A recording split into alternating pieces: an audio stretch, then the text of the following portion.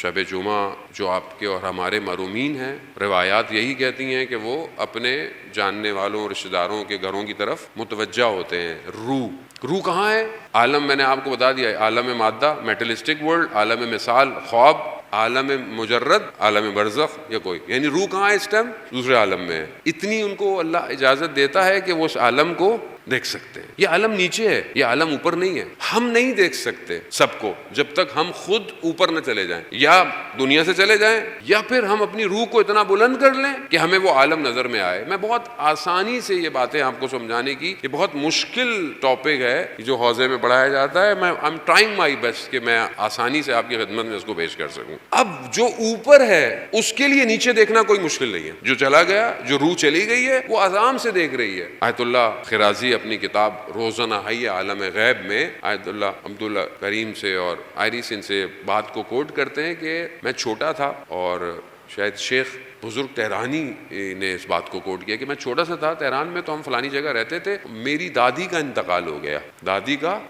ہو گیا، تو گھر میں والدہ کچھ پکا رہی تھی، کچھ چیزیں پکا رہی تھی، تو باہر فقیر آیا، اس نے آواز دی تو میری والدہ کو آواز آ گئی، مگر وہ بہت مصروف تھی، تو انہوں نے کہا کہ میں چلیں کچھ کھانا اس کو دے دیتی ہوں۔ کس کے لیے؟ وہ جو بزرگ خاتون کا انتقال ہو گیا ان کے ایصال ثواب کے لیے، جیسے آپ دیتے ہیں، کھانا دے دیا، کپڑے دے دیے، کسی نہ کسی کو کچھ ہیلپ کر دی کہ چلو اپنے محرومین کو ثواب پہنچے۔ تو انہوں نے کہا کہ کہیں فقیر چلا نہ جائے، تو جو کھانا بنا رہی تھی، چاول اور کچھ اس طرح کی چیزیں، انہوں نے جلدی میں، ان کو برتن نہیں نظر آیا، انہوں نے جو ایک تشت ٹائپ کا ہوتا ہے جو حمام میں یوز ہوتا ہے، تشت ایک حمام میں تاس کہتے ہیں اس کو فارسی میں، ہمارے یہاں تو شاید پلاسٹک کے ہوں گے برتن، لیکن ایک تشت ہوتا ہے جس میں چیزیں واش، حمام کا تشت میں انہوں نے جلدی سے اس چاول کو رکھا، دے دیا، دھیان نہیں تھا۔ کہا رات کو میرے والد خواب سے اٹھ گئے اور انہوں نے میری ماں سے کہا کہ یہ تم نے کیا کیا؟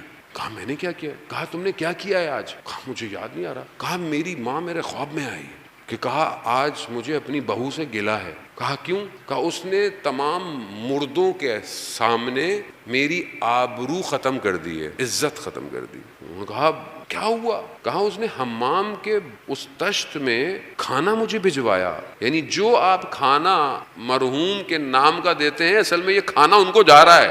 فارم کیا ہے؟ فارم ڈیفرنٹ ہے، میٹر نہیں ہے، میٹر یہاں جا رہا ہے، سافٹ ویئر وہاں ٹرانسمٹ ہو رہا ہے، یاد رکھیے گا۔ جیسے آپ بٹ کوائن گراتے ہیں نا اپنے USDT اکاؤنٹ کے اندر، تو کیش کسی کو دیتے ہیں، والیٹ میں کیا گرتا ہے؟ بٹ کوائن، ٹھیک ہے؟ اب یہاں یہ مت بولیے کہ مولانا صاحب نے کہا ہے جائز ہے سب کچھ، یہ الگ بحث ہے، یہ میرا موضوع نہیں ہے، لیکن کیش ادھر، ڈیجیٹل ادھر، یہاں کھانا دیا، وہاں اس کھانے کا جو بھی سافٹ ویئر ایکویلنٹ تھا اس عالم میں پہنچ گیا۔ انہوں نے کہا میری انسلٹ ہو گئی ہے آج روحوں کے سامنے، میری بہو نے کیا بھیجا مجھے، شرمندہ ہو گئی میں۔ اب وہ سوچ میں پڑ گئی کہ میں نے کیا کیا، مطلب انہوں نے جان بوجھ کے نہیں کیا تھا، مطلب شرمندگی سے۔ اس کا مطلب کیا ہے کہ this universe is connected with that universe, جو کام کر رہے ہیں وہ جا رہا ہے، وہ سافٹ ویئر کنیکشن امپورٹنٹ ہے، ڈس کنیکشن نہیں ہے۔